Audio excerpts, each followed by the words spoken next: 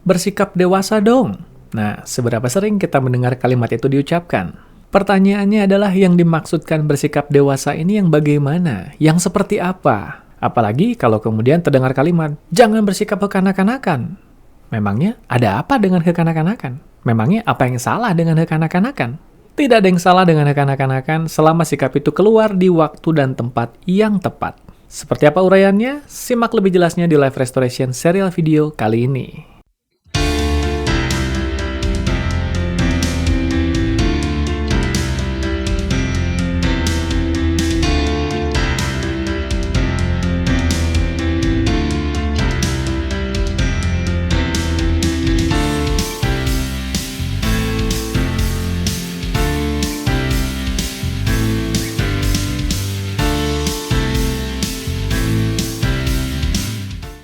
Halo para sahabat sekalian dimanapun Anda berada, kembali berjumpa bersama saya Algus Karnalendra di Life Restoration serial video yang seperti biasa menemani Anda di akhir minggu, menghadirkan berbagai inspirasi terkini seputar restorasi kehidupan dan transformasi diri yang diambil dari berbagai kisah pembelajaran saya bersama para klien di ruang praktek coaching dan hipnoterapi saya di Bandung. Yes, demikianlah kenyataannya, selalu ada pembelajaran tersendiri yang saya dapatkan setiap kali memfasilitasi sesi coaching atau hipnoterapi pada para klien saya di sini. Itulah kenapa ketika klien saya mengucapkan terima kasih pada saya karena dianggapnya saya membantu mereka untuk bisa terbebas dari masalah lamanya, saya juga mengucapkan terima kasih pada mereka. Terima kasih atas berbagai pembelajaran kehidupan yang saya dapati bersama proses di dalam sesi mereka. Dari berbagai proses pembelajaran kehidupan itu juga lahirlah berbagai episode di Life Restoration serial video ini dan juga di Life Restoration Podcast yang bisa Anda temukan di Spotify channel saya, Life Restoration Podcast. Tapi kalau Anda lebih suka menyimak berbagai informasi yang ada dalam satu channel saja, maka tidak perlu khawatir, episode yang ada di Life Restoration Podcast di Spotify channel saya bisa Anda temukan juga di YouTube channel ini di bawah playlist Life Restoration Podcast. Meskipun tentunya saya juga tidak bosan-bosannya mengingatkan kalau Anda termasuk salah satu dari mereka yang mendengarkan Life Restoration Podcast dan kemudian mengajukan usulan, Coach tolong diperbanyak lagi gambarnya. Mohon maaf usulan itu tidak bisa saya penuhi, karena memang Life Restoration Podcast didesain sebagai inspirasi berbasis audio. Namanya juga audio podcast, jadi ya sudah jelas isinya pasti audio, bukan video. Bagi mereka yang kadang bertanya-tanya, kenapa saya ngotot mempertahankan hanya konten audio saja yang ada di Life Restoration Podcast? Sederhana, karena saya ingin membangun imajinasi di dalam diri para pendengarnya ketika mereka menghayati konten yang ada di dalam podcast tersebut. Dan memang jenis bahasan yang ada di Life Restoration Podcast berbeda dengan yang ada di Life Restoration serial video. Bahasan yang ada di sana lebih mendalam. Oleh karenanya, saya menginginkan pembelajaran yang bersifat mendalam itu benar-benar beresonansi dengan pikiran bawah sadar para pendengarnya dalam bentuk audio saja. Ketika para pendengarnya hanya mendapatkan stimulus berupa audio, maka mereka akan menghadirkan asosiasi tersendiri dalam bentuk gambaran-gambaran dalam benaknya berdasarkan basis data informasi yang mereka miliki. Dari sanalah inspirasi yang saya bagikan diharapkan lebih bisa beresonansi secara pribadi dengan para pendengarnya. Masih ada juga berbagai konten inspiratif dan motivasional yang bisa Anda temukan di YouTube channel ini di berbagai playlist lain yang ada di dalamnya. Nah, silahkan nanti Anda temukan saja di dalam setiap playlist yang ada dan juga subscribe YouTube channel ini Algus Karnalendra kalau Anda belum subscribe sambil juga aktifkan lonceng notifikasi. Ketika nantinya saya mengunggah berbagai konten terbaru di setiap playlist yang ada di YouTube channel ini, diharapkan Anda bisa menjadi salah satu dari mereka yang pertama kali mendapatkan informasinya ketika Anda sudah subscribe YouTube channel ini dan mengaktifkan lonceng notifikasi. Tidak lupa, saya juga tidak bosan-bosannya mengingatkan Anda untuk hadir di sesi perjumpaan langsung bersama saya di live streaming The Night Show Streaming and Podcast yang berlangsung setiap hari Senin malam pukul 8 di YouTube channel ini. Di mana di live streaming itu kita bisa berinteraksi secara langsung, kita bisa saling bertegur sapa, Anda bisa memberikan komentar, pertanyaan, atau pendapat, atau apapun yang bisa langsung saya sikapi saat itu juga secara langsung.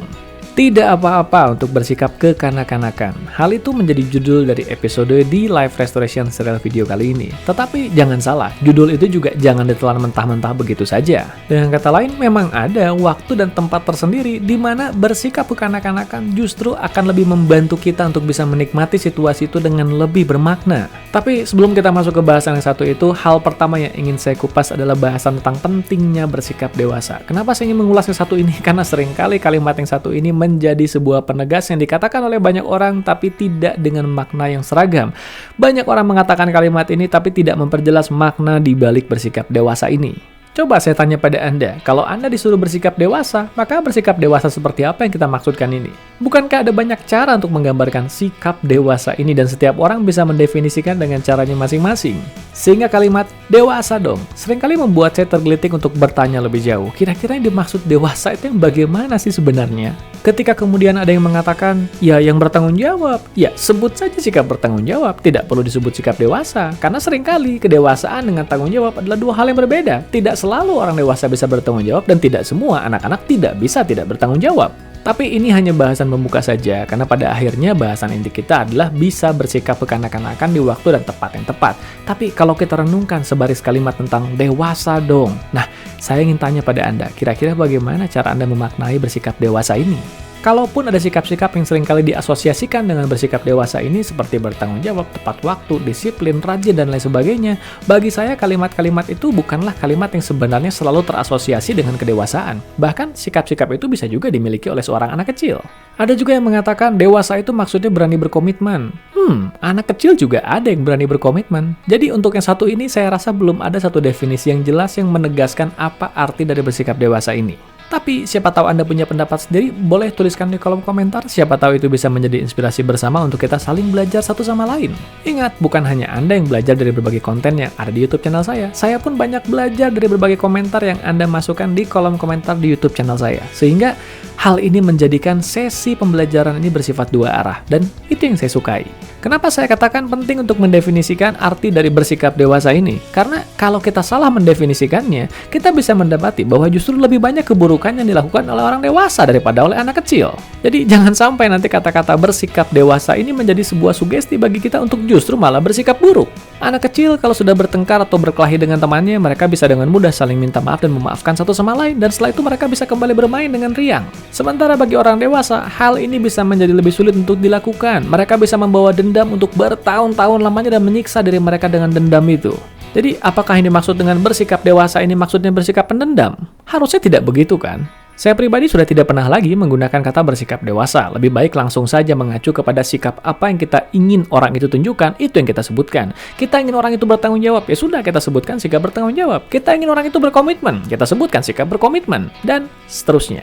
Intinya, fokus saja pada sikap yang memang kita ingin komunikasikan, bukan pada satu istilah yang ternyata ambigu dan malah dimaknai dengan cara yang berbeda dan malah memunculkan respon yang berbeda yang pada akhirnya lagi-lagi menimbulkan perselisihan pendapat. Tapi itu saya. Nah, Anda boleh saja punya pemikiran Anda sendiri. Sekarang, mari kita lanjutkan dulu ke bahasan intinya. Kenapa saya katakan tidak apa-apa untuk bersikap kekanak-kanakan? Pertama, karena secara mendasar, anak-anak adalah perlambang dari kepolosan. Ketika mereka melakukan keburukan atau melakukan tindakan yang kita anggap buruk, itu bukan karena mereka berniat jahat, melainkan karena ketidaktahuan mereka. Tapi tentunya tidak hanya itu, bahasan yang tadi memang lebih bersifat filosofis. Sekarang mari kita masuk ke bahasan yang cukup bersifat teknisnya, yaitu berhubungan dengan cara kerja pikiran bawah sadar dan bagaimana pikiran bawah sadar kita menyimpan berbagai energi psikis dalam diri kita. Nah, kata energi psikis tadi sebetulnya mengacu kepada energi yang bersifat kekanak-kanakan dalam diri kita, di mana energi ini nantinya secara simbolis seringkali diartikan sebagai inner child atau sosok anak-anak dalam diri kita. Tidak peduli seberapa dewasa pun atau seberapa tua, sebut saja tua lah ya, karena kalimat itu lebih mengacu kepada usia. Tidak peduli seberapa tua usia seseorang, tetap saja akan selalu ada jiwa kanak-kanak dalam dirinya, karena itu merupakan bagian dari fitrahnya. Dalam dunia teknologi pikiran, terutama hipnoterapi sendiri, nantinya ada berbagai istilah yang dilekatkan pada bagian anak-anak dalam diri kita ini. Ada yang menyebutnya dengan nama inner child, ada yang menyebutnya dengan nama personality parts child, ada juga yang menyebutnya dengan nama child archetype, dan banyak lagi istilah lainnya. Terlepas dari apapun istilah yang digunakan, hal itu mengacu kepada maksud yang sama, yaitu bagaimana di dalam diri kita selalu ada jiwa yang segar, jiwa yang fresh, jiwa yang menyimpan begitu banyak antusiasme dan kepolosan dalam menjalani kehidupan. Jiwa inilah yang diwakili oleh jiwa anak-anak tadi.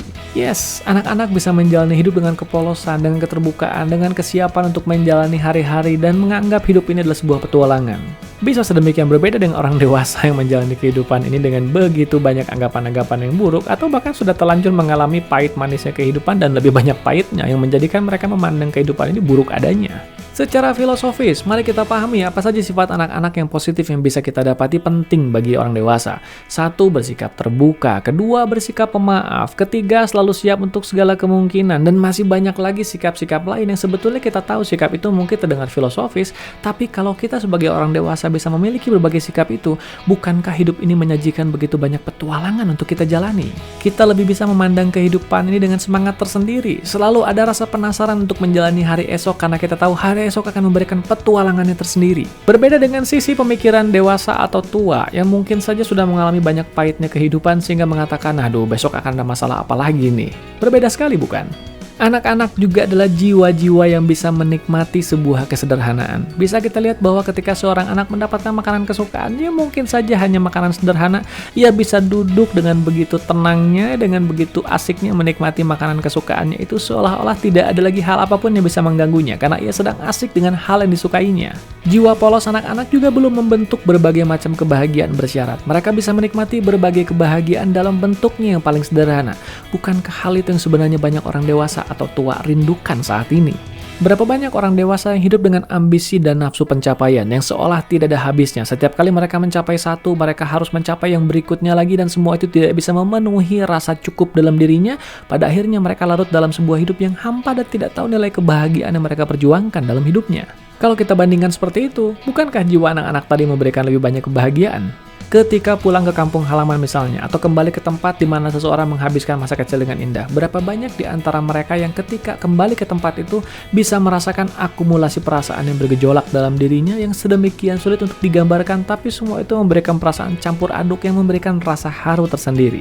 Tidak perlu banyak, tidak perlu hal besar, bahkan hal kecil dan sederhana saja bisa memberikan begitu banyak kebahagiaan. Bukankah ketika sikap itu bisa kita miliki, kita bisa menjalani kehidupan dengan penuh rasa syukur jadinya? Tidakkah hal itu akan membuat kita jadi lebih bisa memandang kehidupan dengan lebih penuh keindahan? Tidak ubahnya seorang anak kecil yang memandang kehidupan yang luas ini dengan mata polosnya yang penuh harapan. Sikap kekanak-kanakan ini bukan hanya membuat kita bisa menikmati kesederhanaan, tapi juga menjadikan kita bisa memasuki dunia anak-anak dan menikmati kesederhanaan bersama mereka. Bayangkan Anda bermain dengan anak Anda yang masih kecil, tapi Anda bermain dalam mode orang dewasa. Bukankah Anda bisa mendapati bahwa permainan itu terasa begitu membosankan? Dan hal itu akan terasa juga oleh anak Anda yang tidak bisa menikmati waktu bermain bersama Anda. Tapi lain cerita kalau Anda bisa menikmati permainan itu dalam mode seorang anak kecil, yang bisa masuk ke dunia seorang anak kecil dan bermain bersamanya layaknya anak kecil yang menikmati permainan yang penuh kesederhanaan itu, tapi menikmati waktu yang berkualitas bersama-sama. Jadi, sekali lagi, apakah salah untuk bersikap atau berjiwa kekanak-kanakan? Tidak ada yang salah dengan itu selama sikap dan jiwa kekanak-kanakan itu aktif di waktu dan tempat yang tepat tentunya. Jika aktif di waktu dan tempat yang salah, ya bukan hanya bersikap kekanak-kanakan, berbagai sikap apapun jika ia keluar di waktu dan tempat yang salah tidak akan menjadi sikap yang cocok atau sesuai untuk situasi itu. Maka demikianlah 3 kesimpulan penting dari episode kali ini. Penting untuk kita bisa mendefinisikan sikap secara tepat. Seperti tadi, sikap dewasa. Sudahkah ada definisi yang tepat untuk menggambarkan sikap dewasa itu? Yang kedua, pentingnya untuk melihat satu hal dari berbagai sisi yang berbeda. Seperti tadi, berjiwa kekanak-kanakan yang seringkali diasosiasikan negatif ternyata menyimpan begitu banyak hal positif kalau kita bisa melihatnya dari sudut pandang yang berbeda. Yang ketiga, pentingnya keseimbangan dan ketepatan. Segala sesuatu memiliki waktu dan tempatnya masing-masing.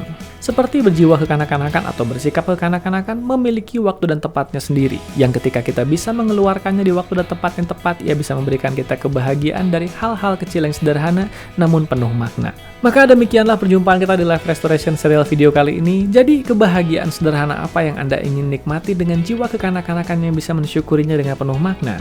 Sampai jumpa di episode berikutnya minggu depan. Like video ini kalau Anda merasa mendapatkan manfaat darinya, sehingga Anda bisa menemukannya dengan lebih mudah nanti di daftar video yang Anda sukai, termasuk juga membantu YouTube untuk menyebarkan video ini pada lebih banyak orang yang mungkin saja bisa mendapatkan manfaat yang sama dengan yang sudah Anda rasakan.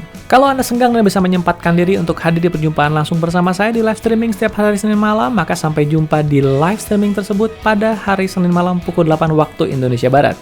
Subscribe YouTube channel ini Agus Kanalendra kalau Anda belum subscribe, dan aktifkan lonceng notifikasi. Sampai jumpa minggu depan, salam sehat, berkah berlimpah, damai, dan berbahagia selalu.